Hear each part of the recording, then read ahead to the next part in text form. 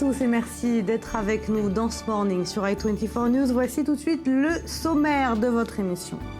Attaque à la voiture, Bélier à Dijon en France. Hier, un automobiliste a foncé sur des passants au cri d'Allahu Akbar au lendemain d'une autre attaque contre des policiers d'Indre-et-Loire. Le bilan est de 11 blessés, dont 2 sérieusement atteints. Le grand favori de la présidentielle tunisienne, Beji Caïd Essebsi, a déjà revendiqué sa victoire hier, mais en l'absence de résultats officiels, le camp Marzouki a immédiatement contesté cette annonce. Et puis enfin, on reviendra sur la polémique autour d'Éric Zemmour, qui dépasse de loin la sphère politique. Pas un politique ne s'est abstenu de réaction après son éviction de la chaîne iTélé. On y reviendra en fin d'émission.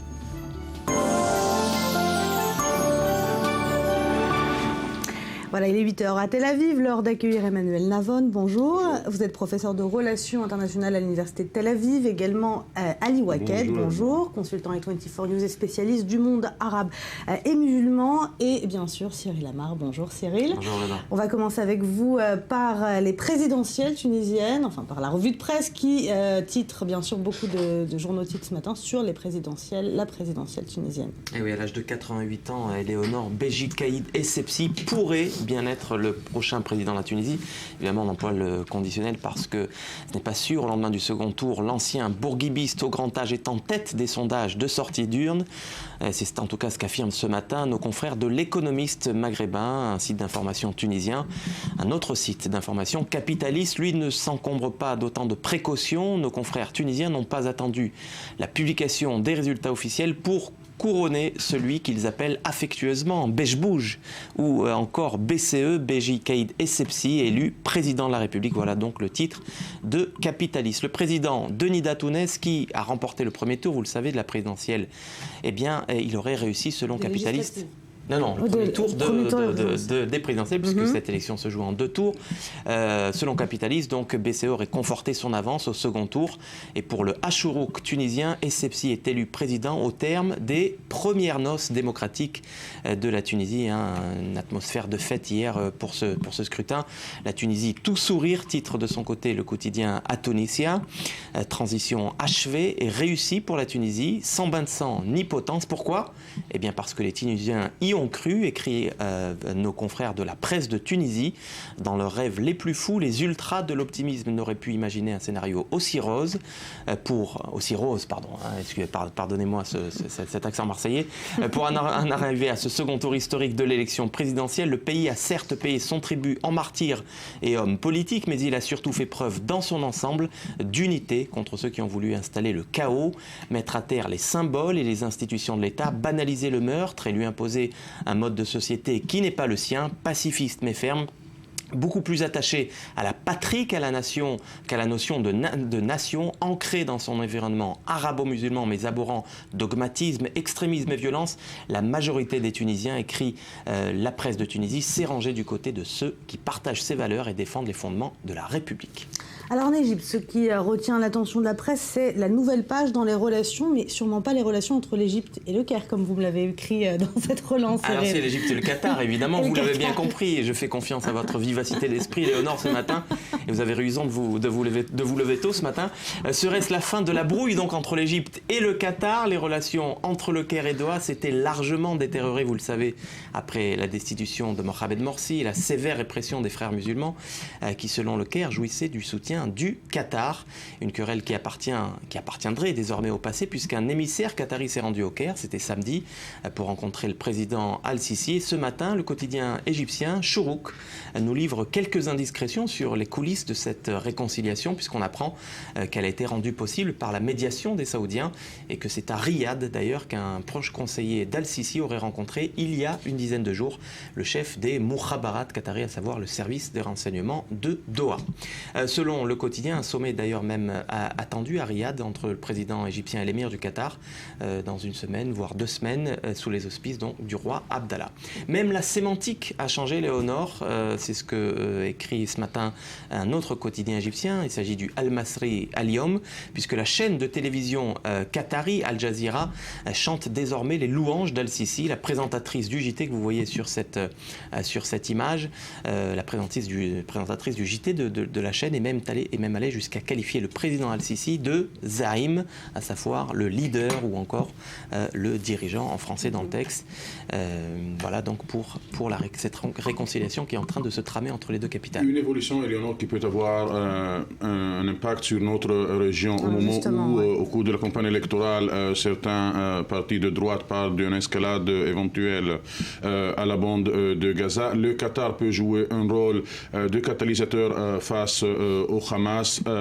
Israël ne voit pas d'un bon œil d'ailleurs ce rapprochement entre le Qatar et l'Égypte. La question qui va influencer, qui est probablement, c'est cette fois-ci l'Égypte qui pourra influencer le Qatar et non pas l'inverse, surtout que la médiation, comme l'a dit Cyril Amar, a eu lieu par le biais de l'Arabie saoudite, et on sait que les relations entre l'Arabie saoudite et le Qatar ont été améliorées ces dernières semaines, face à quelques renonces faites par le Qatar, par exemple le renvoi du sol qatari des dirigeants du mouvement islamique, des dirigeants des frères musulmans qui étaient connus pour être trop critiques vis-à-vis du régime d'Al-Sisi d'un côté et de la famille royale de l'Arabie saoudite. C'est évident que le Qatar est en perte, en tout cas la diplomatie qatari est en perte de vitesse, il n'y a qu'à voir les derniers développements, même au Barcelone, c'est la diplomatie une diplomatie qatari qui aurait peut-être parié sur les mauvais chevaux, sur le cheval de l'islamisme politique, et avec son soutien notamment aux frères musulmans. Ça risque de changer en tout cas avec l'influence de l'Égypte peut-être. Exactement. Ce rapprochement. Le Qatar, on est en train d'assister en fait à un retour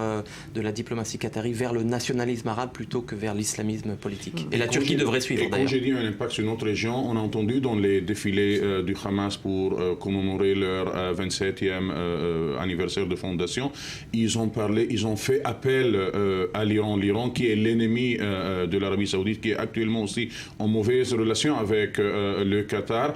Cet appel à l'Iran, le fait que le Hamas est prêt à re-rentrer dans l'axe iranien, peut de l'autre côté avoir un impact négatif. Si le rapprochement entre l'Égypte et le Qatar apaisera les ambitions militaires, soi-disant, du Hamas, le rapprochement entre le Hamas et l'Iran peut enflammer à nouveau la région. On assistera à un réel changement d'alliance au Moyen-Orient. Allez, en Égypte toujours, puisque le Caire a décidé hier de rouvrir justement sa frontière avec la bande de Gaza. Et oui, ça c'est pour la deuxième fois donc en 2 mois que les Égyptiens font un geste, pourrait-on dire. Les Gazaouis qui ont ainsi donc pu rejoindre l'Égypte ou rentrer chez eux. Le désespoir, lui, n'a pas de frontières, écrit le quotidien de gauche Haaretz, qui fait sa une avec la détresse de ces Gazaouis. Depuis la fin de l'opération Bordure protectrice, écrit le Haaretz, bien le nombre de Palestiniens ayant franchi clandestinement la frontière avec Israël aurait augmenté de 25%. Et contrairement au passé, ce ne seraient pas des mobiles terroristes qui pousseraient ces Gazaouis de l'autre côté de la barrière, mais plutôt le désir de fuir une situation économique désastreuse dans l'enclave palestinienne pour trouver en Israël un avenir meilleur, et ça, quitte à être emprisonné. Merci beaucoup Cyril Amar. On va revenir sur ces 2 attaques qui sont passées en France en moins de 24 heures. La première en Indre-et-Loire, la deuxième c'était hier soir à Dijon. Un automobiliste a foncé sur des passants, sur les forces de l'ordre, mais finalement s'est rabattu sur des passants. Un bilan de 11 blessés, dont 2 sérieusement atteints. On regarde tout de suite ce sujet, on en reparle juste après.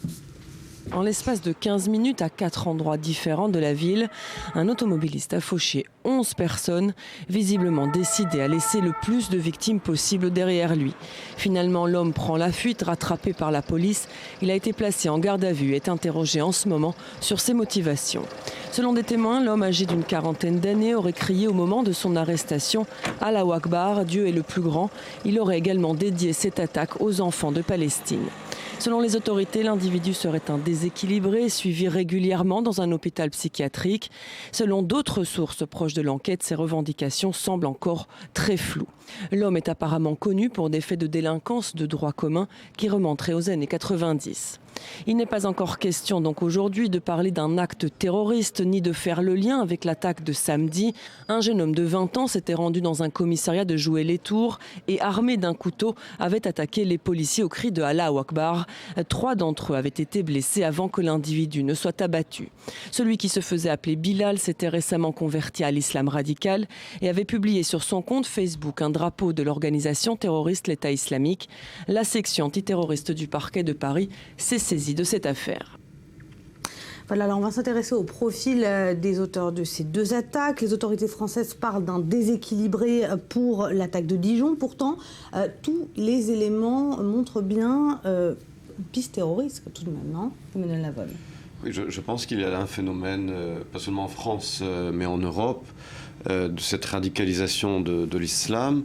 On l'a vu également avec ce phénomène, bien entendu, de jeunes Européens musulmans qui sont allés en Syrie et en Irak pour se battre avec Daesh, et des réseaux qui se créent également en Europe, des réseaux radicaux.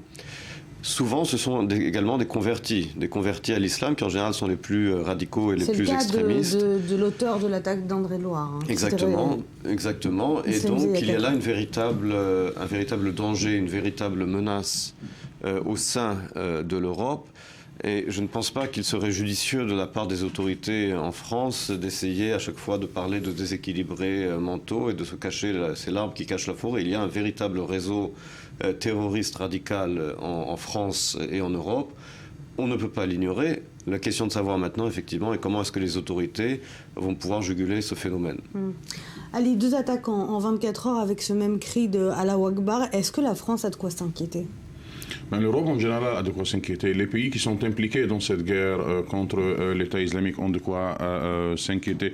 On ne pourrait pas envisager cette implication des États occidentaux sans pour autant avoir un impact sur une conséquence. C'est directement une influence, une des conséquences de l'implication de la France dans la lutte contre l'État islamique?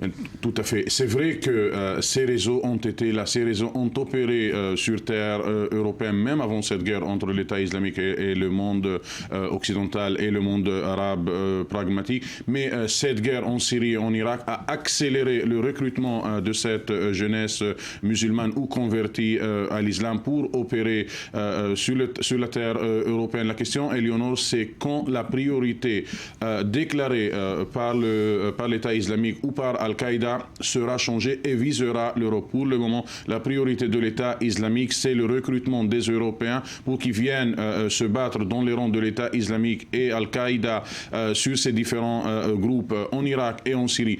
Au moment où l'État islamique décidera, il y a déjà des paroles il y a déjà des appels à agir sur leur territoire. Exactement. En Europe. Il y a des appels, mais ces appels ne prennent pas encore la forme d'une organisation claire, d'une infrastructure, d'un émir qui sera le représentant ou le soi-disant wali ou calife de l'État islamique en Europe, en France ou ailleurs. Au moment où ça va se passer, la situation en Europe sera beaucoup plus grave. Implication de l'Europe signifie aussi prendre des risques. Et ce qu'on a vu ces derniers jours en France, ça fait une partie de ces risques. Alors, vous parliez de réseaux terroristes, mais le parquet antiterroriste doit encore statuer s'il s'agit d'un acte isolé ou de plusieurs actes isolés ou c'est effectivement une action organisée dans le cadre de l'État islamique ou d'autres groupes djihadistes. Qu'est-ce que vous en pensez, Emmanuel Lavonne? Est-ce qu'on peut encore parler de ces loups solitaires ou est-ce que finalement ça fait partie d'une tendance plus large? D'abord, il y a eu les appels des dirigeants de l'État islamique qui disent ouvertement, ça c'est eux qui parlent, que le devoir des musulmans en Europe est de lutter contre les mécréances qu'ils appellent. Donc il y a d'abord des appels des dirigeants, autoproclamés ou pas, de l'État islamique au Levant. Ça c'est un fait. On le voit également sur les réseaux sociaux. Il y a un véritable phénomène de lien et d'organisation entre ces différentes sources. Et je crois que l'Europe doit bien comprendre également, pour rebondir sur ce que vient de dire Ali, qu'elle ne peut pas aller se battre comme elle doit, à mon sens, se battre, ou en tout cas participer à la lutte contre l'État islamique au Moyen-Orient en pensant que chez elle, il ne va rien se passer. C'est évident que les deux sont liés. C'est évident que les Européens se font des illusions s'ils pensent qu'en allant se battre au Proche-Orient, et encore une fois, ils ont raison d'aller se battre, rien ne se passera chez eux. Il ne faut pas oublier quand même qu'en Europe, il y a une population musulmane très importante qui touche parfois plus de 10% de la population dans les pays scandinaves, en France et dans d'autres pays, et qu'on ne peut pas détacher les deux phénomènes.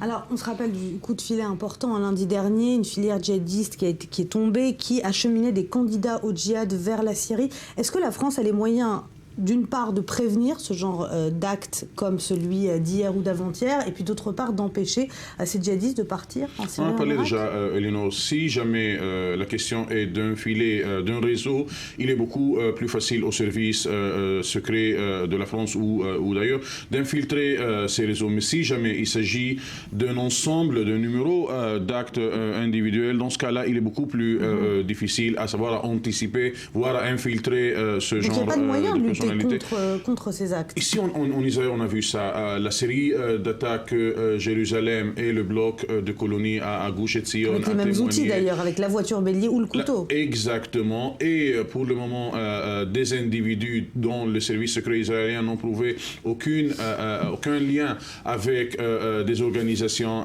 palestiniennes rend la tâche beaucoup plus dure au service secret. La question, encore une fois, est-ce que les Européens essayeront d'un côté de mener un dialogue avec l'islam modéré? Vous savez, quand l'Europe s'est mis derrière le coup d'État qui a eu lieu en Égypte, pour les musulmans pragmatiques ou radicaux, ceux qui appartiennent au camp des frères musulmans ou au camp du djihadisme, l'Europe s'est avérée comme un élément qui favorise l'anti-islam, que ce soit modéré ou que ce soit pragmatique. Le fait que l'Europe a essayé de manœuvrer entre le fait que Morsi, qui a été destitué, était un président élu pour la première fois peut-être dans l'histoire de l'Égypte d'une façon démocratique, le fait que la France est accusée de vouloir ou d'avoir un certain rôle dans les élections tunisiennes dont vous avez mentionné dans votre introduction, rend la France accusée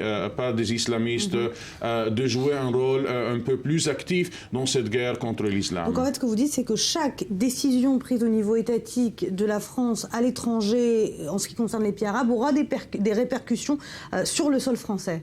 Contrairement à Ali, je ne partage pas ce réflexe de toujours accuser la victime.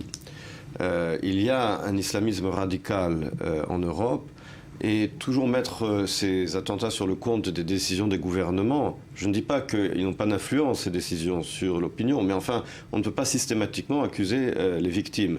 Il y a là des attentats terroristes qu'on ne peut pas mettre uniquement sur le compte, et certainement pas principalement sur le compte de la politique des gouvernements européens. On ne peut pas ignorer le fait qu'il y a là une véritable idéologie qui existe. Est-ce qu'il y a un profil type justement de ces auteurs d'attaques terroristes, ou en tout cas terroristes privilégiés? Est-ce qu'il y a un profil type comme celui des deux derniers qu'on a vus, qui ont créé Allahu Akbar, qui s'étaient convertis récemment à l'islam? On peut voir quelque chose de commun dans ces profils? Il est peut-être encore tôt pour parler véritablement d'un profil type. Mais ce qui est clair, c'est qu'il s'agit là d'une troisième génération d'immigrants de pays nord-africains dont les grands-parents n'étaient pas du tout dans cette optique islamique radicale. Et par conséquent, il y a là un phénomène assez inquiétant en ce qui concerne l'immigration du Proche-Orient et de l'Afrique du Nord vers la France, qui, il y a 40-50 ans, était une immigration de gens qui étaient venus pour travailler, qui venaient, on a parlé tout à l'heure de la Tunisie. La Tunisie de Bourguiba était un pays modéré, et dont les petits-enfants aujourd'hui, pas tous bien entendu, mais toute une génération de troisième génération d'immigrants se radicalise, adopte une vision radicale de l'islam, ne se considère pas comme des citoyens français, on disait pour les juifs de confession mosaïque ou de confession mahométane ou islamique pour les musulmans, mais qui se considèrent avant tout comme appartenant à la Oumma islamique, avec ce devoir idéologique de conquérir le Dar el-Haram, c'est-à-dire les terres non musulmanes, pour en faire des Dar el-Islam, des terres musulmanes. Là, c'est un phénomène qu'on ne peut pas ignorer. Encore une fois, je reviens sur ce que je disais. Mettre ça à chaque fois sur le compte de telle ou telle décision de gouvernement européen, c'est franchement, à mon sens, simplifier la situation. Mais j'imagine qu'un pays qui n'est pas impliqué dans cette guerre directement ou indirectement prendra ou aura moins de risques à témoigner ce genre d'attaque sur son sol, Emmanuel.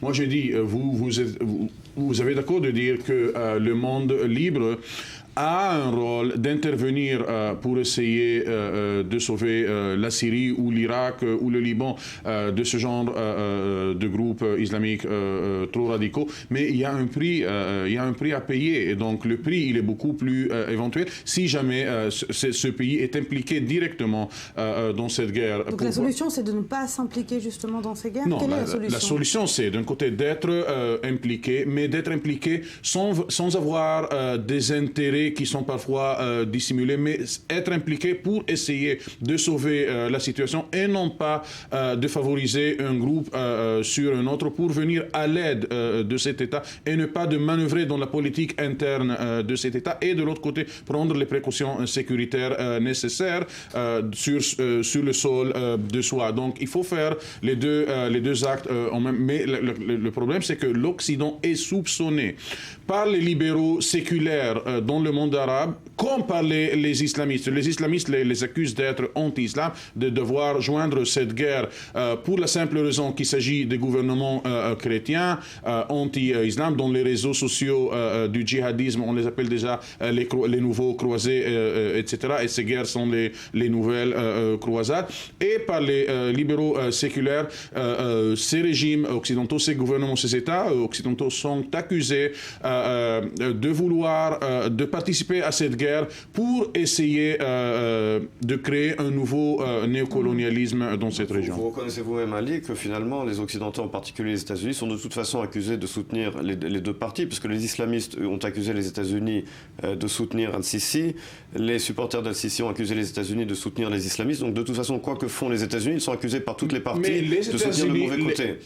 Tout à fait, mais les États-Unis, par exemple, dans cette affaire qui a eu lieu au Caire, en Égypte, il y a un an et quelques, quand le président a été destitué, le monde arabe, à mon avis, attendait des États-Unis une position ferme qui devait conserver le président élu contre le coup d'État. On ne peut pas avoir double mesure quand ça vous arrange, Emmanuel. Mais la vérité, c'est que le camp séculaire libéral, le camp d'Al-Sisi, a accusé les États-Unis de soutenir Al-Morsi. Exactement, mais il faut... De toute façon, ils sont accusés de soutenir le mauvais côté. Ben, si vous voulez, mais il faut aller une fois pour tout aller jusqu'au bout dans cette politique. Comme exactement cette hésitation, on la voit en Irak et en Syrie. Vouloir assister et donner un coup de main. Il faut une ligne claire. Exactement. Bon, je vous propose tout de suite d'écouter la réaction du ministre français de l'Intérieur, Bernard Cazeneuve, suite à cette attaque de l'Indre-et-Loire. C'était samedi soir dernier. Écoutez. Il était connu pour des actes de délinquance et il n'était pas connu pour son implication dans des activités terroristes et sa situation n'avait pas été judiciarisée, il ne faisait pas l'objet d'un suivi particulier pour avoir participé à des activités terroristes individuellement ou en lien avec d'autres. On entend toujours les mêmes propos, actes de délinquance. On sent la France quand même frileuse de vouloir pointer du doigt justement cette piste terroriste. On la sent quand même, en tout cas les autorités françaises, assez frileuses, Emmanuel Navon. Oui, comme je l'ai dit tout à l'heure, il y a une limite jusqu'à laquelle les autorités françaises pourront utiliser ce terme de délinquance. Ça commence à faire beaucoup d'actes de délinquance. Et vous savez, le politiquement correct, ce n'est pas avec cela qu'on lutte contre le terrorisme. Je veux dire par là, la France va devoir faire face à la réalité. Et la réalité, c'est que oui, il y a un réseau radical islamiste en France. Et pour rebondir sur ce qu'on disait tout à l'heure, lutter contre le terrorisme, ce n'est pas simplement prendre des mesures concrètes, mais c'est également montrer une ligne claire et une détermination. Et là, je pense qu'il y a un véritable problème de fond en Europe. Ce n'est pas simplement qu'effectivement, lorsqu'ils vont se battre, et les États-Unis pareil, en Irak ou en Syrie, ils hésitent toujours quel côté soutenir ou ne pas soutenir.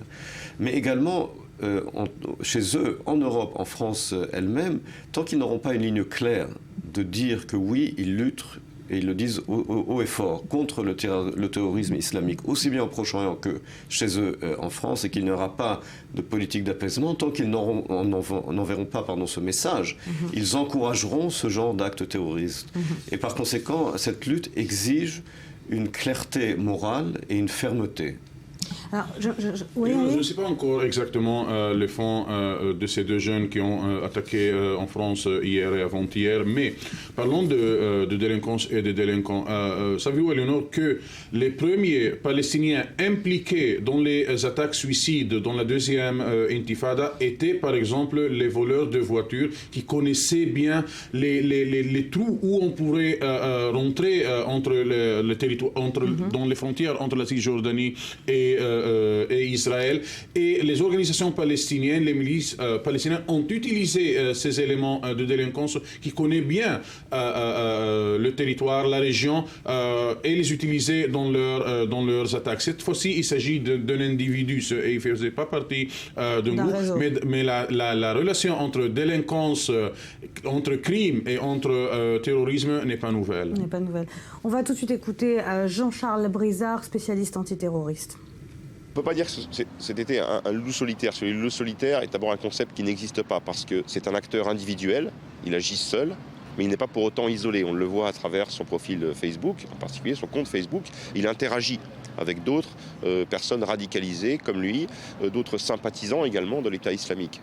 Donc il n'est pas seul. Il a bénéficié de conseils vraisemblablement, il a interagi avec d'autres personnes. C'est la principale menace à laquelle on doit faire face et c'est la plus dangereuse parce que je dirais que c'est une menace qui est diffuse.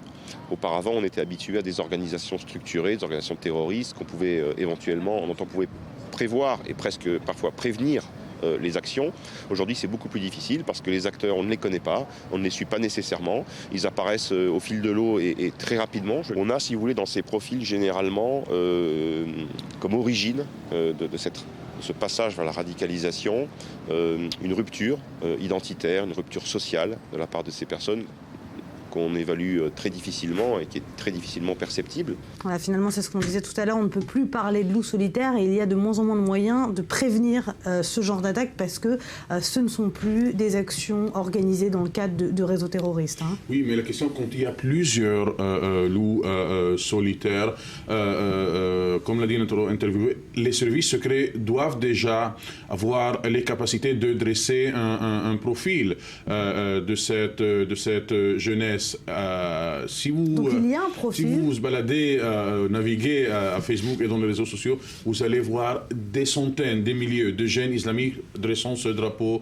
noir avec l'écriture de La ilaha illallah, Muhammad Rasulallah, il n'y a qu'un seul Dieu et Muhammad c'est le prophète de Dieu. Maintenant, moi j'appelle pas aux services secrets d'aller arrêter, investiguer, enquêter chaque musulman qui met ce drapeau parce que c'est finalement le slogan de l'islam. Un seul Dieu et Muhammad c'est le prophète. C'est en tout cas sur les réseaux sociaux qu'il faut concentrer l'action de prévention. Tout à fait. On a vu ce jeune Indien qui était volontaire à mettre ses talents, ses capacités dans le domaine de l'Internet, des réseaux sociaux, en service de l'État islamique. Donc, c'est vrai qu'il s'agit des loups solitaires. Je crains qu'on va voir dans l'avenir très proche, plusieurs histoires de ces loups solitaires, mais le fait qu'il s'agit de plusieurs loups solitaires devra permettre aux services secrets d'établir ce profil et d'essayer de mettre le point sur les dangers. Merci Ali Waked et Emmanuel Navon d'avoir été avec nous. Restez avec nous dans un instant, on fait le point sur la campagne électorale israélienne en cours avec un focus sur celle qui se définit comme la seule que le monde écoute. C'est Tzipi Livni, c'est dans un instant, juste après le journal.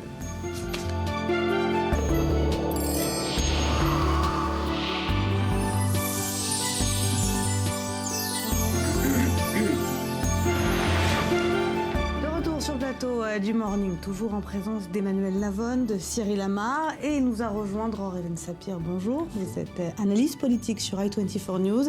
Cyril, vous allez nous dresser le portrait ce matin, et nous brosser le portrait aussi de Tzipi Livni. Exactement, Tzipi Livni, la ministre de la Justice, limogée il y a quelques semaines par Benjamin Netanyahu et qui va donc se présenter à ces élections avec une liste commune, conjointement donc avec Yitzhak Herzog et son parti travailliste. Alors, Tzipi Livni est née le 5 juillet 1958 à Tel Aviv. Elle naît dans une famille de militants de la droite révisionniste. Ses deux parents, qu'on va voir tout de suite, Eitan et Sarah Livni, que voici, avec la petite Tzipi qui n'a que 6 mois donc ici sur cette photo. Eitan et Sarah qui sont d'anciens ancien combattant de l'Irgun, cette organisation paramilitaire dirigée à l'époque par Menachem Begin. Son père en fut même le directeur des opérations. Et donc c'est tout naturellement, Éléonore, qu'à l'âge de 16 ans, la jeune Tzipi Livni va aller manifester contre Henry Kissinger et contre le retrait du Golan. Voilà, voici son père, Eitan, manifester contre Henry Kissinger, disais-je, et contre le retrait du Golan et du Sinaï qu'il tente de promouvoir lors d'une tournée donc, au Moyen-Orient. Alors elle effectue son service militaire en tant qu'instructrice à l'école des officiers. Elle se libère de ses obligations militaires avec le grade de lieutenant. Et commence alors les années Mossad. Voilà, donc après une première année de droit à l'université de Bar-Ilan, c'est à ce moment-là qu'elle est recrutée par le Mossad, les services de renseignement extérieurs israéliens, où elle va travailler pendant 4 ans. Alors on ne sait pas exactement, Éléonore, ce qu'elle a fait pendant ces 4 années. Elle s'est contentée de dire qu'elle avait effectivement été un agent du Mossad pendant 4 ans, mais quelle fonction réellement a-t-elle occupé? Est-ce qu'elle a été conseillère juridique? Est-ce qu'elle était combattante au sein de la prestigieuse unité Kidon? On croit savoir qu'elle a exercé en France. D'ailleurs, elle serait parfaitement francophone, relooking total pour Tzipi Livni. Donc elle serait francophone, quoi qu'il en soit. Elle quitte les services de renseignement en 1984 parce qu'elle se marie, Tzipi Livni, et qu'elle reprend donc ses études de droit. Elle devient avocate, elle exerce en tant que juriste. Elle est spécialisée dans le droit immobilier, dans le droit commercial. Alors elle fait une entrée tardive en politique, il me semble. Absolument, puisque ce n'est qu'à l'âge de 41 ans qu'elle devient députée à la Knesset sur la liste du Likoud. Et en 2001, Ariel Sharon, qui a repéré sa vivacité d'esprit, lui propose un portefeuille, celui de la coopération régionale. Elle dirigera ensuite celui de l'agriculture, de l'immigration et puis de la justice. Et là, un tournant dans la vie politique de Tzipi Livni, puisqu'elle va approuver le désengagement proposé par Ariel Sharon. Oui, un tournant, puisque c'est, on l'a dit, elle a grandi, elle s'est abreuvée à la source du sionisme révisionniste de Jabotinsky. Elle est partisane, ses parents ont été des partisans du Grand Israël. Et à l'été 2005, Tzipi Livni est l'un des rares défenseurs du désengagement de la bande de Gaza, orchestré par Ariel Sharon, on s'en souvient, un mentor qu'elle va suivre d'ailleurs l'hiver de la même année, puisqu'elle quitte le Likoud en même temps qu'Ariel Sharon pour former le parti centriste Kadima. Et puis quand Sharon est hospitalisée, elle est nommée ministre des Affaires étrangères et premier ministre suppléant du gouvernement d'Ehud Olmert. C'est la première fois depuis Golda Meir qu'une femme va diriger la diplomatie israélienne. Elle est notamment chargée par Ehud Olmert de mener les négociations de paix avec les Palestiniens.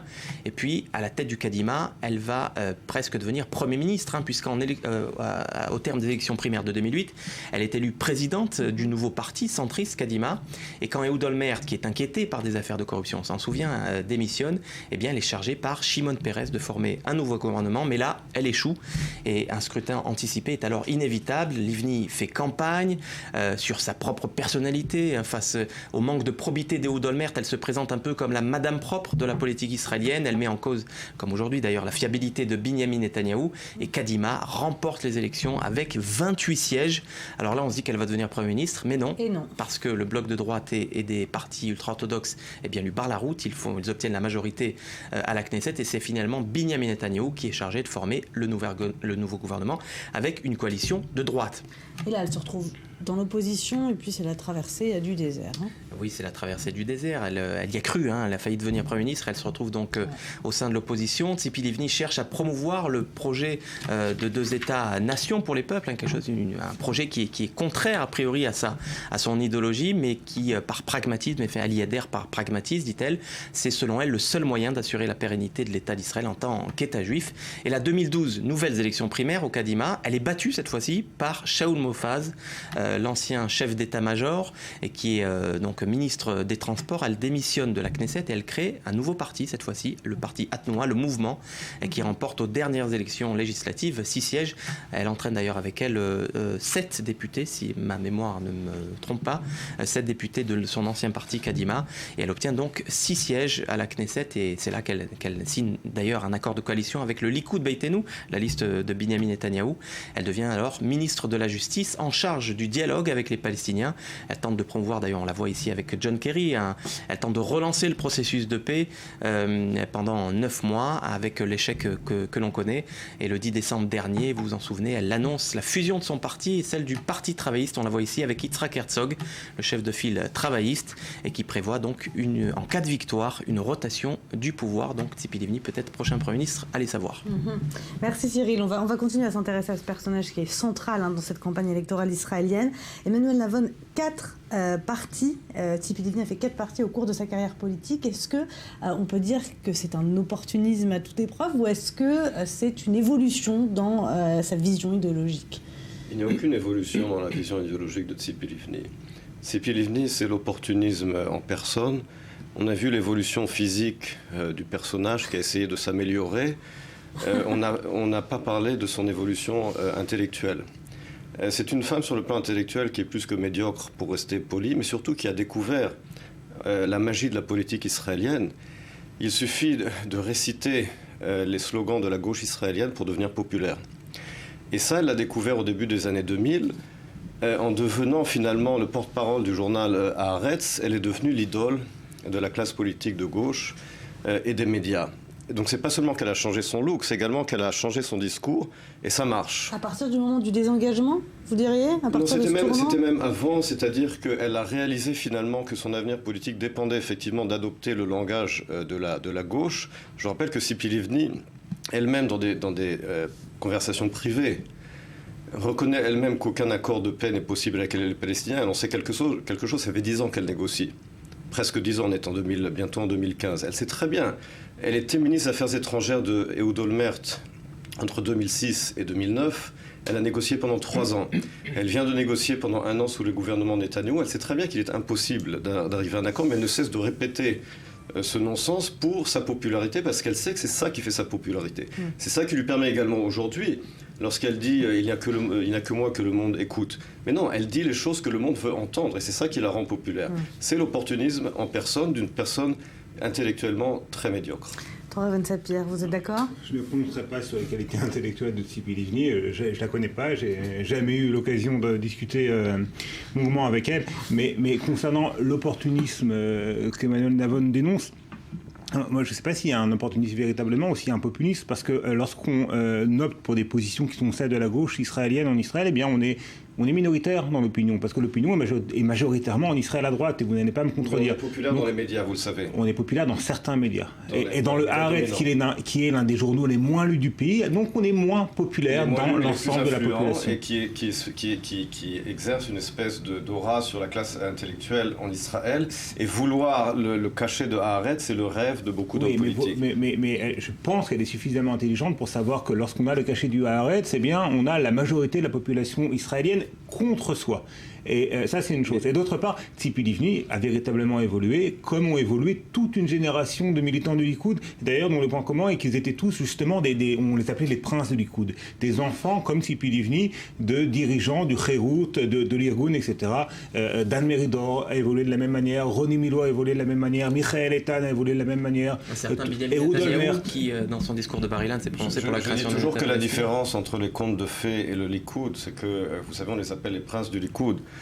Dans les contes de fées, les crapauds se transforment en princesses, en princes, et dans le Likoud, le processus est inverse. Mais les gens que vous décrivez... Il y a une évolution idéologique réelle, c'est pas forcément... Il y a aussi une évolution idéologique dans le sens inverse de gens, par exemple, comme Yuval Steinitz, qui ont grandi dans la gauche israélienne, qui lui a changé complètement de parcours.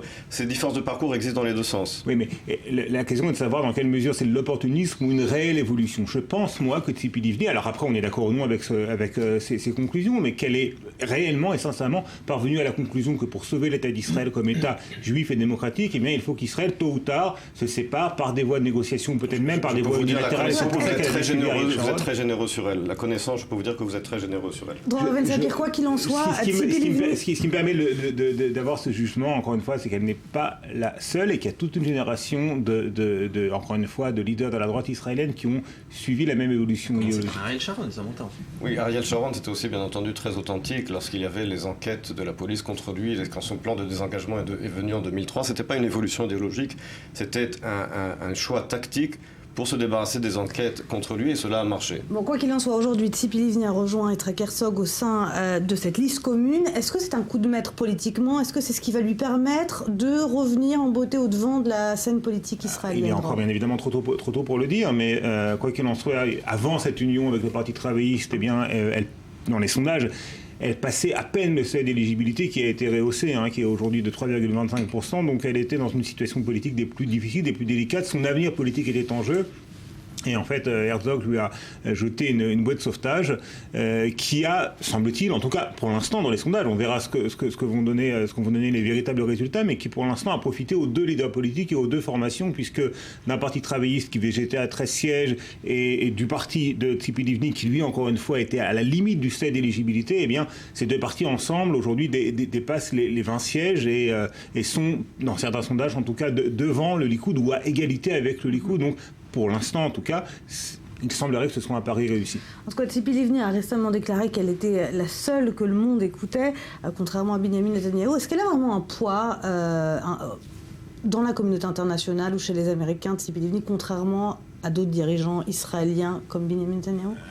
Là, il est vrai que dans le monde occidental, et là peut-être que je rejoins Emmanuel Navon, dans le monde occidental, l'administration démocrate actuelle aux États-Unis et également les dirigeants européens prêtent une oreille plus attentive à ceux des dirigeants israéliens, des femmes et des hommes politiques israéliens qui considèrent que pour parvenir à un règlement et à un accord de paix avec les Palestiniens, il faut consentir à des concessions territoriales importantes. Donc oui, de ce point de vue-là, Tzipi Livni a la partie plus facile lorsqu'elle a des interlocuteurs occidentaux en face d'elle que Benyamin Netanyahou ou même Avigdor Lieberman.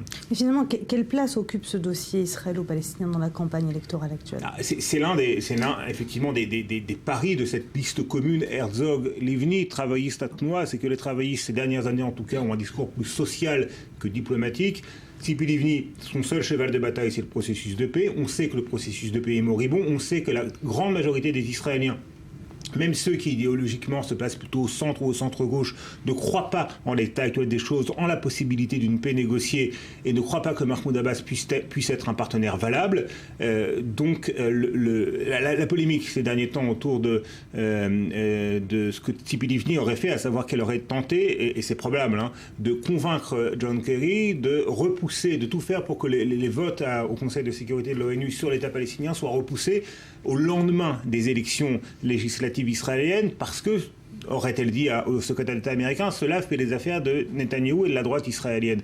Eh bien, lorsque les Israéliens entendent ça, ils ont plutôt tendance à en vouloir à Tzipi Livni, parce que les Israéliens en général n'aiment pas les ingérences dans leurs affaires internes, et puis encore une fois, dans l'état actuel des choses, la grande majorité des Israéliens sont pour le moins sceptiques quant aux chances d'une paix négociée avec la direction palestinienne actuelle et se préoccupent davantage de questions économiques et sociales. Vous êtes d'accord, Emmanuel Navon, ce qui va décider dans ces élections, dans ces prochaines élections, c'est les questions économiques et sociales plus que le dossier israélo-palestinien ou d'autres dossiers politiques? Dans toutes les élections, c'est à la fois la question sécuritaire et les questions économiques qui sont au centre des préoccupations. Mais le fait est que Tzipi Livni elle-même est sceptique, plus que sceptique de la possibilité d'un accord. Sauf qu'elle ne le dit pas. Pourquoi? Parce que c'est une hypocrite et c'est son fonds de commerce électoral. Elle sait très bien, elle-même c'est la plus sceptique, mais elle fait croire qu'elle y croit. Parce que cela lui ouvre des portes à Washington, cela lui ouvre les portes des médias, des cocktails internationaux. Mais je pense que cela va être une arme à double tranchant contre Yitzhak Herzog. Je pense qu'il a fait une erreur très grave, pas seulement parce que Tzipi Livni a détruit tous les partis dans lesquels elle est passée, statistiquement, mais également parce que la seule chance pour Herzog et pour le Parti travailliste de convaincre les Israéliens, c'est de parler des questions économiques et sociales. S'ils reviennent, encore une fois, ils recommettent l'erreur de parler de ce cheval mort qu'est ce soi-disant processus de paix, les Israéliens, ils vont payer le prix électoral. Donc c'est là qu'il a commis une erreur électorale, à mon sens, en prenant Tzipi Livni, pas seulement parce qu'elle a une histoire de détruire tous les 4 partis dans lesquels elle est passée, mais également parce que la seule chance pour le Parti travailliste aujourd'hui d'attirer le vote des Israéliens, c'est de parler des questions économiques et sociales. S'ils remettent encore cette erreur de parler de ce soi-disant processus de paix, ils vont encore faire fuir les électeurs. Vous êtes d'accord, Dror? Le processus de paix, c'est un sujet tabou pour ces élections? Je ne sais pas si c'est un sujet tabou, mais effectivement, je pense que les travaillistes d'Herzog ont conscience de cet écueil dont Emmanuel Navon vient de nous parler. D'ailleurs, on constate qu'il y a un partage du travail. Herzog parle davantage des questions sociales, des différents rapports sur la pauvreté en Israël. Maintenant, il reste à savoir dans quelle mesure ça va avoir un effet électoral, mais les travaillistes ont également en tête les résultats aux dernières élections. Ils n'avaient obtenu que 15 sièges, alors que leur résultat avec Shali Yachimovitch, alors que leur message avec Shali Yachimovitch était uniquement centré sur les questions économiques et sociales. Peut-être que là, ils pensent qu'ils avaient commis une erreur. Merci, Dror Ben Tapir. Merci, Emmanuel Navon et Cyril Lamar d'avoir été avec nous. Restez avec nous dans un instant. On parlera de ces élections présidentielles en Tunisie. Le favori du vote, Essebsi, a déjà annoncé sa victoire. C'est dans quelques minutes, juste après le journal.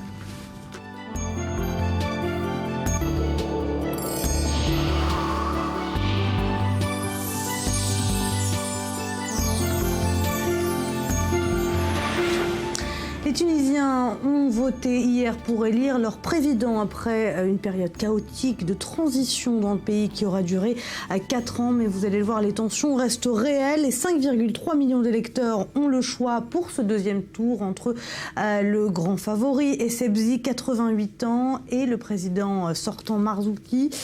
Vous allez le voir, les résultats restent serrés. Regardez ce sujet signé Julia Ganancia, on en reparle juste après. Pour la première fois de leur histoire, les Tunisiens élisaient leur président aujourd'hui. Dès l'ouverture des bureaux de vote, les électeurs se pressaient pour mettre leur bulletin dans l'urne. Les défis qu'attendent le prochain président sont nombreux dans ce pays, berceau du printemps arabe. J'espère que la personne qui sera en charge du pays va s'occuper des jeunes et lutter contre le terrorisme. La chose la plus importante, c'est de s'occuper des jeunes. J'espère que les prochaines élections seront légitimes et que cela rendra le pays plus sûr. La chose la plus importante pour le prochain président, c'est qu'il travaille au service des Tunisiens et pas pour son propre bénéfice, et que nous ne revenions pas à ce que nous avons vécu sous Ben Ali. Pour ces électeurs, le scrutin reste la clé pour sortir par le haut de la transition post-révolutionnaire. Ce qu'ils veulent éviter à tout prix, c'est le même scénario qu'en Libye, en Syrie ou en Égypte. Tout au long de la campagne électorale, le duel était tendu entre Beji Caïd Essebsi, partisan d'un État fort, et Moncef Marzouki, le président sortant, qui se présentait comme le garant de la révolution. Si Dieu le veut, le processus va s'achever comme il a commencé, pacifiquement et civiquement. Mais le favori, c'est bien Caïd Essebsi. L'homme a servi Bourguiba puis Ben Ali. Il s'est posé en homme providentiel à même de réparer les dégâts causés par Enarda au pouvoir de 2012 à début 2014 et leur allié Marzouki. Je suis fier du peuple tunisien parce qu'il a pris possession de ses droits après de grands sacrifices et j'espère maintenant qu'il va faire le bon choix. La journée s'est déroulée sous haute protection. La nuit dernière, un homme armé a été tué par des militaires après une tentative d'attaque. Des dizaines de milliers de militaires et de policiers étaient déployés pour assurer le bon déroulement du scrutin. Car depuis la révolution de 2011, la Tunisie, elle aussi, a été confrontée à de multiples attaques attribuées à la mouvance djihadiste. Betsabé Salem, bonjour. Bonjour Éléonore. Ce matin, la presse, bien sûr, parle de ces élections en Tunisie. La presse française notamment qui suit ces élections de près. Donc on rappelle, plus de 5 millions d'électeurs, on l'a vu dans le sujet, qui ont été appelés aux urnes hier en Tunisie, donc pour désigner celui qui dirigera la Tunisie pour ces 5 années à venir. Jour de fierté pour les Tunisiens, titre Le Monde en plein pot sur son site internet, qui précise aussi la Tunisie baigne dans un climat de tension sécuritaire. À l'occasion de ce scrutin, comme près de Kerouan, un homme a été tué dans la nuit de samedi à dimanche par les militaires dans le cadre d'une tentative d'attaque contre une école où était stocké du matériel électoral. Malgré tout, les Tunisiens sont sereins, raconte le quotidien français, des Tunisiens qui sont face à cette question désormais: qui de Moncef Marzouki ou de Essebsi sera élu président de la République tunisienne? Alors le parti Nida Tounes annonce déjà la victoire de son candidat, Beji Caïd Essebsi, Essebsi BCE, parlant même d'un écart clair et net, écrit RFI. On attend les résultats officiels, on le rappelle, au plus tôt ce lundi, mais pour certains, aucun des deux n'a de toute façon développé de programme digne de ce nom. Dans le Nouvel Obs, ce scrutin a été décrypté par un entrepreneur et essayiste franco-tunisien, Lotfi Ben Hadej. Sentence, tout est dans le titre. Éléonore, Tunisie, candidat de façade, programme obscur, une élection peu enthousiasmante. Si la démocratie semble sortir gagnante de cet exercice électoral, on a vu pas mal de candidatures, aussi la transparence, la réalité est beaucoup plus triste et moins enthousiasmante, et ce pour plusieurs raisons, parmi lesquelles une faible mobilisation et puis des débats qui seraient éloignés des vrais problèmes comme bien sûr l'économie, la justice, l'emploi, la corruption, etc. etc. Merci Betsabé. On va tout de suite en parler avec Elie Trabelsi, membre du parti laïque Nida Tounes. Bonjour, merci d'être avec nous ce matin par téléphone. Est-ce qu'il est encore trop tôt pour donner Essebsi, le grand favori de ces élections, vainqueur, comme il l'a déjà annoncé hier soir ? Non, je ne crois pas, parce que la Tunisie, hier, a mis fin avec la période transitoire, en choisissant son troisième président pendant 5 ans, un troisième revers pour les islamistes qui avaient Monsef Marzouki comme candidat. On peut noter aussi que quels que soient les résultats, c'est la victoire historique des Tunisiens en organisant des élections en si peu de temps malgré la situation économique et sécuritaire qui régnait dans le pays. 3 tours sans incident grave dans un climat démocratique exceptionnel, c'est rare dans un pays arabe. Donc les Tunisiens aujourd'hui, avec ce choix de BGK Essebsi, ont choisi le retour de bourguibisme, le père de cette nation moderne et cultivée. Donc hier, le président de la campagne, le directeur de la campagne de BGK Essebsi, il a annoncé la victoire du président BGK Essebsi par rapport aux résultats dans les bureaux de vote, les résultats aux urnes. Donc c'est quelque chose que nous, on l'a testé même pendant les anciennes, pendant les élections législatives et le premier tour des élections présidentielles. Alors ces élections démocratiques, vous l'avez dit, constituent un pas historique. La priorité des Tunisiens aujourd'hui, est-ce que c'est la stabilité sécuritaire et politique ? Aujourd'hui, les Tunisiens, ce qu'ils ont vu, c'est qu'après la révolution, on a eu le retour des opposants et des anti-Bourguiba qui ont pris le pouvoir pendant 3 ans. Ils n'ont rien fait par rapport à la demande des gens qui ont fait la révolution, c'était par rapport aux martyrs. Donc aujourd'hui, les Tunisiens, ils ont dit, voilà, aujourd'hui on va changer, on va revenir au bourguibisme, le bourguibisme qui a permis à donner le vrai statut à la femme, qui a permis de donner beaucoup d'acquis aux Tunisiens, qui aujourd'hui, ce que vous savez, c'est que on a 800 000 chômeurs qui ont des gros diplômes, qui n'arrivent pas à trouver d'emploi, alors qu'il y a 50 ans, beaucoup de Tunisiens, ils ne savaient même pas lire et écrire. Donc je pense que les Tunisiens aujourd'hui, ils cherchent que la Tunisie elle revienne comme avant, que la Tunisie elle reste un pays moderne, civilisé et tolérant. Merci Elie Trabelsi d'avoir répondu à nos questions. C'est l'heure des clics, 5 infos avec vous, Betsabé Salem. On commence avec cette affaire des hackers nord-coréens qui menacent les États-Unis et même la Maison-Blanche. Oui, tout à fait. Alors c'est même la Corée du Nord elle-même qui menace la Maison-Blanche de représailles, et pas seulement la Maison-Blanche, d'autres cibles américaines si les États-Unis sanctionnaient la Corée du Nord pour le piratage de Sony Pictures. Et quand je dis la Maison-Blanche, ce n'est pas une métaphore, on parle vraiment, selon le communiqué de Pyongyang, de frappe, aussi bien dans tous les espaces de conflit que dans les espaces de cyberguerre. Et oui, puisqu'on rappelle que le FBI a accusé Pyongyang d'être derrière ce piratage informatique de Sony Pictures Entertainment. D'ailleurs, les hackers Guardians of Peace, qui après s'être bien fichus de Sony, se moquent désormais du FBI. Éléonore, l'info a été révélée notamment par le quotidien français Le Monde. Ils ont publié un communiqué à destination des journalistes avec un lien vers une vidéo qu'on va voir tout de suite, un petit cadeau de Noël à destination du FBI, un petit cadeau plutôt mesquin. Regardez.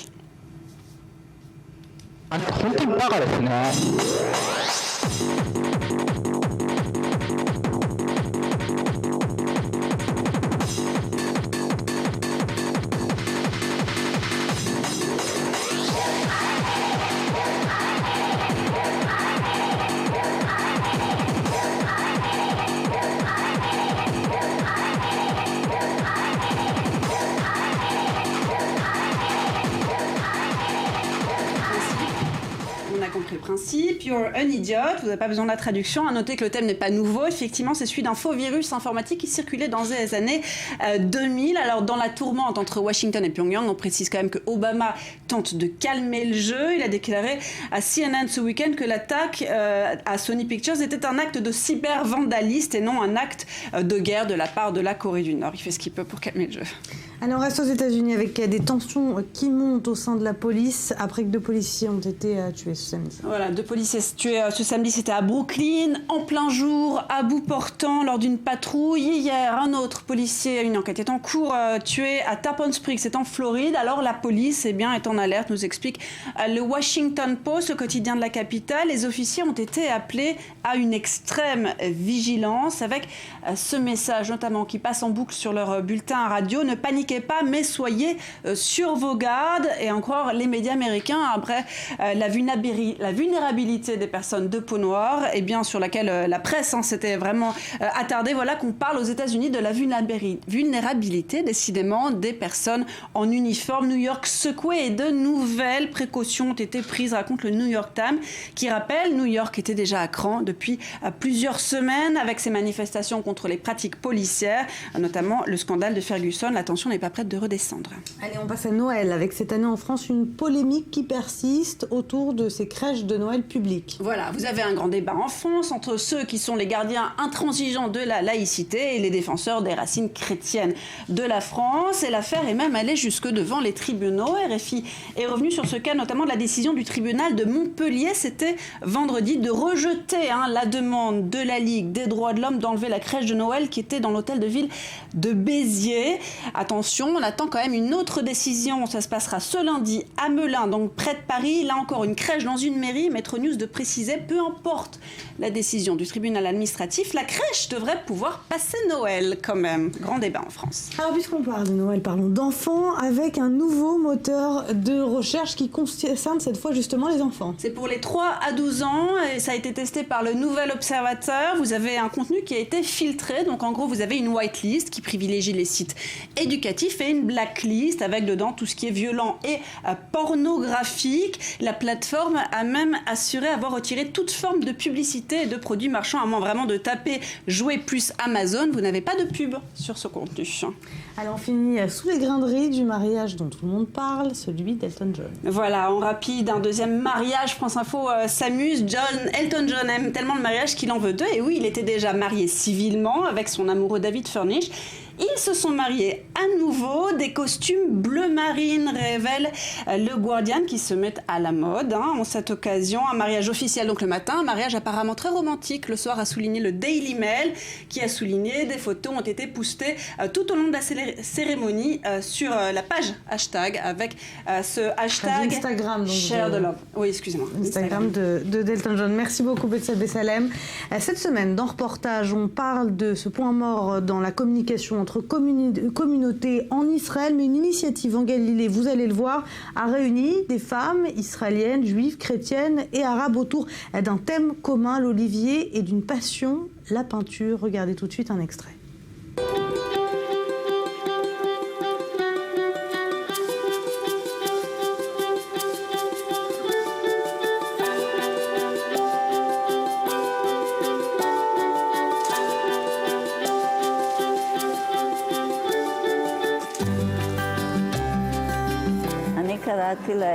J'ai appelé mon arbre l'arbre de la paix, car c'est ce qui nous unit.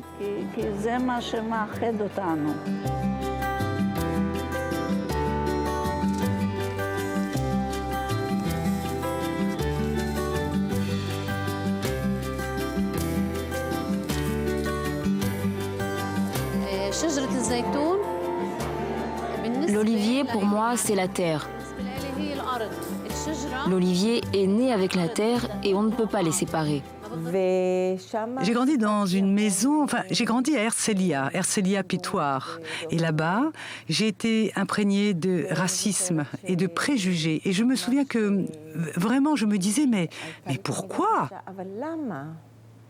Ce sont des êtres humains, comme nous. Est-ce qu'il n'est pas temps que quelque chose arrive pour changer cela ?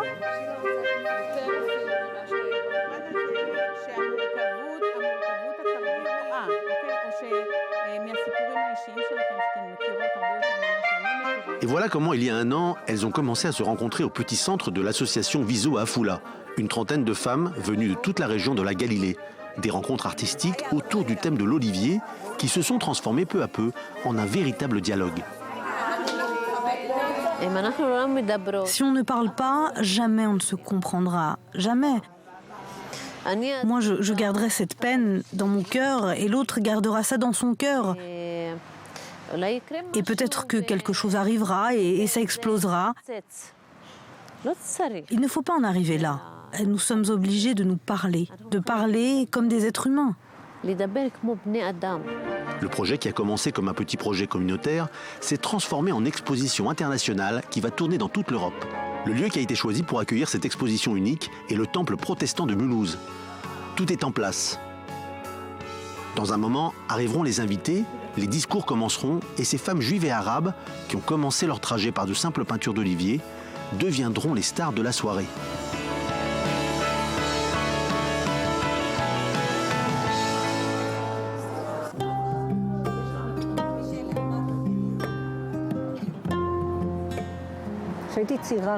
Quand j'étais jeune, je voulais changer le monde entier. Et un jour, j'ai compris que je ne peux pas changer le monde entier. Que d'abord, je dois changer moi-même et que je peux comme ça, dans mon petit entourage, apporter le changement. Et depuis, je travaille comme ça. Et aujourd'hui, je sais qu'ici, dans notre groupe, à ce niveau, je peux faire quelque chose.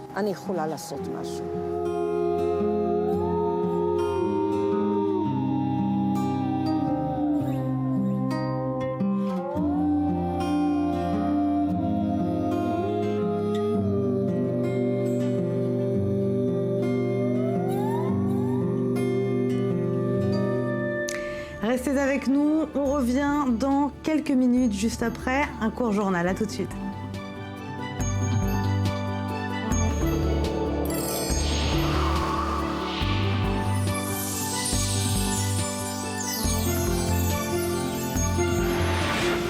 Dernière partie de ce morning en très bonne compagnie avec vous, Rudy Saada. Bonjour. Bonjour. On va revenir avec vous sur la polémique autour d'Éric Zemmour. Après la publication d'une interview accordée à un journal italien, la chaîne iTélé décide de cesser toute coopération avec lui. On va revenir sur le fil des événements. Oui, tout part de ce post qu'on va voir qui date du 15 décembre dernier. Alors c'est sur le blog de Jean-Luc Mélenchon. Il met en lumière une interview donnée le 30 octobre dernier dans le journal Corriere della Sera, donc par Éric Zemmour, dans laquelle le polémiste dit qu'il ne serait pas impensable donc de déporter, c'est le mot, les populations musulmanes de France. Sauf qu'en réalité, Stéphane Montefiori, le journaliste qui a fait l'interview, a indiqué qu'Éric Zemmour n'avait pas prononcé le mot de déportation. C'est lui qui l'a retranscrit, ainsi qui a résumé son idée. Mais la polémique, elle, était déjà lancée en France et elle est inarrêtable. Vendredi, la direction donc de la chaîne info française iTélé décide de mettre fin à l'émission 16 disputes, dans laquelle Éric Zemmour débattait face à Nicolas Domenach, journaliste de Marianne, plutôt de gauche, depuis une dizaine d'années. Et très vite, les réactions sur Internet fusent. Sur le net, il y a évidemment celles auxquelles on pouvait s'attendre, comme le député par exemple Éric Ciotti, député UMP à droite, qui estime que cette éviction n'est pas une bonne nouvelle pour la démocratie, ou encore Nicolas Dupont-Aignan, Philippe de Villiers, Christine Boutin, ou encore Marine Le Pen, qui elle parle sur son compte Twitter de censure détestable, et elle sous-titre Canal moins. Mais ce qui est intéressant dans cette polémique, c'est qu'en général, Éric Zemmour est la cible préférée de la gauche française et que là, la gauche soutient Éric Zemmour dans cette affaire. En tout cas, une partie de la gauche, la plus à gauche justement, a commencé alors déjà par son contradicteur sur iTélé, le journaliste Nicolas Domenach, qui lui-même tweet ceci. Il dit voilà, avec Zemmour, on s'est débattu, on s'est affronté, alors on s'est aimé, on s'est exaspéré, mais toujours respecté. C'était un temps d'échange. Quelle tristesse. Et puis donc d'autres voix très très à gauche s'élèvent contre cette décision, notamment, plus surprenant, celle de celui qui est à l'origine de cette affaire, Jean-Luc Mélenchon. Regardez son tweet, virer Zemmour n'est pas une décision utile à la lutte contre ces idées. Et on peut noter également, autre soutien inattendu, celui de Daniel Cohn-Bendit ou de Jean-François Kahn. Alors pourtant, dans la classe politique française, il y en a aussi beaucoup qui saluent cette décision. Oui, notamment dans les rangs du PS, hein, il y a pas mal de tweets qui saluent cette décision. Mais on peut citer aussi Ramayad, qui est député de l'UDI et qui met Éric Zemmour et Dieudonné sur un même niveau avec ce tweet. Dieudonné privé de show au motif que la liberté d'expression n'autorise pas tout. Et il faudrait donc supporter la dérive de Zemmour encore 10 ans. Car en effet, même si le mot déportation n'a pas été cité, c'est un fait, l'éviction d'Éric Zemmour d'ITélé semble être faite en fait pour l'ensemble de son œuvre. Et les journalistes d'ITélé disent que le dialogue était devenu difficile. Et puis poussé par le succès de son livre, hein, le Suicide français, qui a été vendu à plus de 400 000 exemplaires, eh bien ces dernières sorties sont faites de plus en plus radicales. Il avait d'ailleurs, il y a quelques temps, sur le plateau d'On n'est pas couché, sur France 2, affirmé que le régime de Vichy avait sauvé des Juifs pendant la guerre, ce qui avait fait polémique. Alors pour l'instant, Paris Première, un autre de ses employeurs, a indiqué qu'il continuait à travailler avec lui sur son émission hebdomadaire. Quant à la radio RTL, sur laquelle il a une chronique, une tribune bi-hebdomadaire, elle est toujours en place, même si la pression médiatique et la pression des journalistes de la station se fait forte actuellement. Alors, parmi ceux qui ont soutenu cette décision, Frédéric Aziza, qui va nous rejoindre par téléphone, journaliste pour la chaîne parlementaire. Bonjour, merci d'être avec nous ce matin, donc en ligne avec nous depuis Paris. Vous vous êtes prononcé pour la décision d'ITélé. Est-ce que vous pouvez nous expliquer pourquoi ? Non. Alors, je suis à la chaîne parlementaire et à Radio J. Je ne me suis pas prononcé pour la décision d'ITélé. Moi, ce que je suis contre les pétitions, parce que je sais ce que c'est, cette maladie pétitionniste ou pétitionnaire que l'on voit depuis des mois, voire des années sur le net, se diffuser sur le net et demander les têtes des uns et des autres. Moi, je suis contre la censure. Donc, que Zemmour se règle ses comptes avec sa conscience, et puis il se débrouillera avec sa conscience, mais donc je n'ai pas demandé ça. Je n'ai pas demandé à ce qu'il soit viré d'ITélé ou des médias pour lesquels il travaille. Ce que j'ai fait, et depuis des mois, voire des années, je dénonce les dérives successives d'Éric Zemmour. Zemmour a des obsessions depuis des années, des obsessions qui me révulsent, que ce soit la femme, les homos, les musulmans, et plus récemment, vous venez de le dire, dans son dernier livre, sa volonté de réhabiliter Pétain. Donc c'est ça que j'ai dénoncé, mais je n'ai pas à prendre position pour ou contre ce qu'a décidé ITélé, et je suis contre la censure, contre les censeurs. Donc je n'approuve, ce n'est pas que j'approuve ce qui a été décidé par cette chaîne de télévision, mais je dénonce très fortement les dérives, les propos, le discours d'Éric Zemmour. Vous comprenez ceux qui dénoncent une atteinte à la liberté d'expression suite justement à cette décision d'ITélé de cesser la coopération avec Éric Zemmour ? Alors ça, c'est le problème d'ITélé. Moi, ce que je considère, c'est que, notamment quand pour un juif, et je réagis aussi en tant que juif, je considère, on va dire, infâme que quelqu'un comme Zemmour, qui se revendique aussi comme juif, d'utiliser le discours qui est celui de l'extrême droite la plus dure. Ce qu'il a dit sur les musulmans, et indépendamment du fait qu'il ait pas employé le mot déporté. Il a parlé du déplacement des 5 millions de musulmans de France. Donc, imaginez qu'un musulman, qu'un membre de la communauté musulmane de France ait dit on va déplacer les Juifs de France. Quelle aurait été notre réaction ? Lui, il dit il faut déplacer, il envisage le déplacement des 5 millions de musulmans. Il compare la situation des musulmans aujourd'hui à celle qui aurait pu être celle des pieds noirs. Donc déjà, cet argument est inqualifiable, c'est quelque chose qu'il faut dénoncer. Donc par rapport à la décision de télé, ça regarde la rédaction de télé. Moi, je pense que la réponse républicaine, la réponse de citoyens à ce message, à ce discours d'Éric Zemmour, c'est d'abord de dénoncer les dérives de ce journaliste. Frédéric Aziza, un dernier mot sur le roman d'Éric Zemmour qui est finalement le point de départ de toute cette polémique et qui caracole toujours en tête des ventes. Est-ce que finalement cette polémique autour de lui, de son roman, de son interview ne lui sert pas ? Peut-être, oui, ça lui permet de vendre des livres, mais ça c'est son problème. C'est pas un roman, hein, c'est un essai. Il faut remarquer qu'Éric Zemmour est quelqu'un de très cultivé. C'est quelqu'un qui a beaucoup de talent, mais il met cette culture, ce talent, au service d'une cause qui n'est pas une bonne cause. Moi, je vais vous dire, ça remonte au 13 octobre dernier, quand je l'entends je crois que c'était sur BFM, vraiment excuser la déportation des enfants juifs du Veldiv en disant que c'était des enfants juifs étrangers, que leurs parents étaient étrangers, ça me révulse, ça me fait pleurer. C'est pas possible d'entendre ça. Quelle aurait été la réaction, notre réaction, les réactions de la classe politique, des intellectuels, parce que le rôle des intellectuels est important, si Jean-Marie Le Pen, par exemple, avait dit ça. Zemmour a osé dire ils ont été déportés, oui, mais c'était des juifs, des enfants juifs étrangers. Vous vous rendez compte ? Entendre ça un matin comme ça et se dire en plus c'est un juif qui dit ça ? Est-ce que c'est possible ? Merci beaucoup Frédéric Aziza d'avoir répondu à nos questions. Direction l'Italie à présent avec le petit village de Saint-Sepulcro qui abrite le siège de la marque Buitoni. C'est également le village natal du grand peintre Piero della Francesca, l'un de ses plus beaux chefs-d'œuvre. La résurrection vient d'être restaurée. Le récit de David Gouma. Située dans les Apennins, bienvenue dans la bourgade de San Sepolcro. En plus d'accueillir le quartier général de Buitoni, c'est aussi la ville natale de Piero della Francesca. Ce grand peintre du début de la Renaissance est l'auteur, entre autres, d'un chef-d'œuvre, La Résurrection. C'est évident que cette peinture est tout d'abord très opaque et très sale.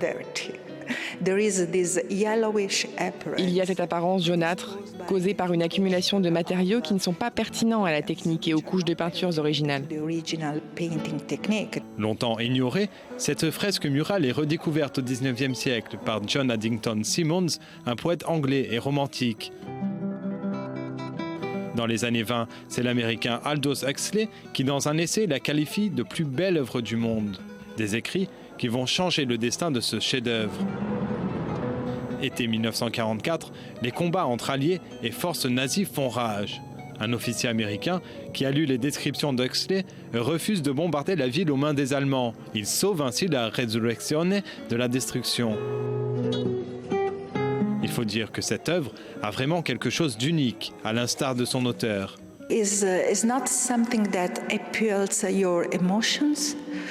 n'est pas quelque chose qui fait appel à vos émotions. Ce n'est pas un Caravage où vous avez ce genre d'émotions très brutes. Ici, ça vous force à contempler. Et je pense que c'est très Piero della Francesca en général. Et ce tableau est très typique de l'œuvre de della Francesca qui vous force à rester figé. Pendant toute la durée de la restauration, la fresque restera visible et une application dédiée permettra de suivre les évolutions des travaux. Une restauration qui fait figure d'exemple en termes de financement. Dans un pays où l'État est en grande difficulté financière, c'est un partenariat privé-public qui permettra de redonner à ce chef-d'œuvre une seconde jeunesse. Allez, c'est l'heure de la revue du web avec vous, Rudy Sada. Et on commence avec ces élections en Tunisie. La Tunisie qui vivait hier ses premières élections. Oui, c'est un moment important en Tunisie. Hier, les Tunisiens avaient le choix entre Beji Caïd Essebsi, chef du parti anti-islamiste Nida Tounes, et Monsef Marzouki, donc le président sortant. Alors sur Internet, là où les jeunes Tunisiens s'exprimaient le plus, le ton n'était pas du tout à l'effusion de joie. Beaucoup disaient qu'ils avaient à choisir entre deux candidats dans lesquels finalement ils ne se reconnaissaient pas. Alors comme symbole, regardez cette image de ce doigt taché d'encre, symbole donc du vote, et cette phrase de la tweetos Inès Achour qui dit dit à choisir entre deux mots, autant choisir celui que je n'ai pas encore essayé. Donc un message plein d'espoir. D'autres saluaient la bonne tenue de ces élections. Samir, un Tunisien de France, s'enthousiasme. Bravo à mon pays qui a achevé ses premières élections historiques aujourd'hui. Une fois de plus fier de la Tunisie, phare du monde arabe. Alors certains étaient moins fleur bleue. Skywalker, avec cette image, soulignait cette belle journée pour la démocratie, mais avec cette inquiétude qui se vérifie d'ailleurs ce matin, espérons que le perdant accepte sa défaite demain. Les résultats sont en effet contestés par Monsef Marzouki, ce qui inspire cette pensée à Zahra. Les Tunisiens ont viré Ben Ali pour remettre un de ses proches, tout ça pour ça. Dans l'autre camp, pour Esma Hamida, Monsef Marzouki, en contestant la défaite, cherche à plonger la Tunisie dans le chaos. À suivre donc les résultats vraiment définitifs et la suite du feuilleton, ce sera connu dans la journée. Dans la mi-journée, tout à fait. Allez, on part en Angleterre avec le parti europhobe UKIP qui, comme vous, a compris que tout se passait sur les réseaux sociaux. Et qu'il fallait y faire très attention. Une grande prudence du parti europhobe UKIP qui arrive après un flot de dérapages racistes sur des comptes Twitter et Facebook de ses militants. Par exemple, la semaine dernière, l'un des cadres du parti a été suspendu après avoir affirmé que les Africains, je cite, feraient mieux de se suicider. Rien que ça, c'en est de trop pour la direction d'UKIP qui a donc envoyé une note à ses membres en les invitant tout simplement à ne pas s'inscrire ou à se désinscrire des réseaux sociaux pour éviter officiellement les imposteurs. Mais en fait, en réalité, il s'agit d'éviter les dérapages. Le Conseil national du parti a même créé de nouvelles règles draconiennes pour encadrer l'utilisation des réseaux sociaux par ses militants. Et à titre de comparaison, en France, par exemple, depuis quelques mois, on sait que le Front National a 2 personnes à temps plein qui passent au peigne fin les pages Facebook et Twitter de leurs futurs candidats pour traquer le moindre propos qui, en cas de campagne, pourrait faire polémique. Les réseaux sociaux également un endroit pour la diplomatie, puisqu'il y a eu un échange très chaleureux, vous allez nous en parler, entre Israéliens et Indiens grâce à ces réseaux sociaux. Oui, ça a fait le buzz en Israël ce week-end. Alors, Modi, on le connaît, Narendra Modi, le Premier ministre indien, a créé le buzz en Israël avec cette adresse, ce tweet fait vendredi à ses amis juifs, et il a adressé ses vœux en hébreu, s'il vous plaît. Il souhaite aux juifs une joyeuse fête de Hanouka afin qu'elle soit porteuse de paix, d'espoir et de bien-être pour tous. Une démarche qui a vraiment touché les Israéliens et provoqué une riposte proportionnée du bureau du Premier ministre israélien qui a répondu lui-même en langue hindi: au nom du peuple d'Israël, nous vous adressons de sincères remerciements. Tout cela n'est pas un hasard car la coopération militaire, notamment entre les deux pays, est en train de devenir de plus en plus étroite et même au-delà du militaire. Allez, on finit sur un générateur de scénarios de films, c'est ça? Oui, alors depuis à peu près une semaine, il y a un grand succès en France au niveau cinéma, c'est La Famille Bélier, vous voyez l'affiche, le film d'Éric Lartigot qui se passe dans une famille de fermiers sourds-muets. C'est un film très réussi, dont le public est absolument fan, donc c'est un beau film certes, mais au scénario un peu surprenant. Alors partant de là, le site de Télérama a décidé, à partir donc du pitch original de ce film, de créer un générateur automatique de pitch. Alors voilà le pitch original. Paula est une adolescente dont les parents sont sourds-muets. Grâce à un prof de chant très spécial, elle va découvrir son don, une voix d'or. Sa vie va basculer en chantant du Michel Sardou. Ça, c'est le vrai. Et donc maintenant, Éléonore, je vous ai ramené une petite souris. Vous allez cliquer. Une petite souris, donc. Une petite souris. Alors, vous allez cliquer sur le générateur. On va vous voir cliquer. Donc voilà, cliquer et fabriquer donc votre générateur de pitch. Mais il ne se passe rien, je dis. Non, voilà, cliquez, voilà. Donc maintenant, Paula est une adolescente dont les parents sont arrivés en retard à leur mariage. Grâce à un boucher albinos, elle va découvrir son don, la mixologie. Sa vie va basculer en trébuchant sur une autolib. Donc voici le générateur, c'est ça? C'est un générateur. Alors voilà, vous branchez ça, c'est sur Internet, vous allez sur le site de Libération, et voilà, et vous cliquez tout simplement. Vous pouvez encore réessayer si vous voulez. Je vous en ai fait un autre. Ouais, mais on n'a plus le temps malheureusement. Enfin, voilà, vous pouvez vous très amuser. Original. Donc générateur de scénario de film. Merci beaucoup, Rudy Saada. Merci à vous d'avoir suivi cette émission. Je vous donne rendez-vous dès demain matin, même heure, même endroit, pour un tout nouveau morning plein de surprises. À demain. Excellente journée à tous.